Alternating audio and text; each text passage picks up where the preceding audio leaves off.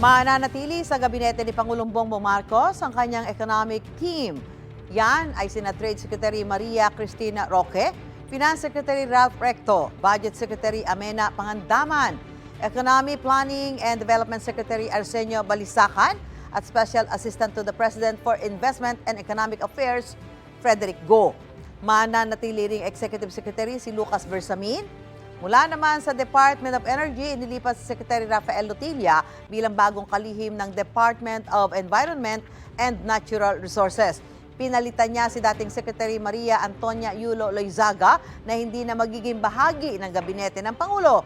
Papalit kay Lutilla sa DOE si Sharon Garin bilang Officer in Charge. Bagong kalihim naman ng Department of Foreign Affairs si Maria Teresa Lazaro. Papalitan niya si Enrique Manalo na nare-assign bilang permanenteng kinatawan ng Pilipinas sa United Nations.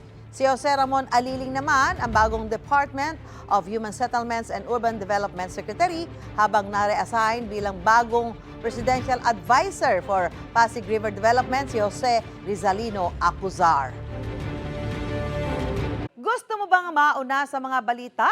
Mag-subscribe na sa GMA Integrated News sa YouTube at tumutok sa unang balita.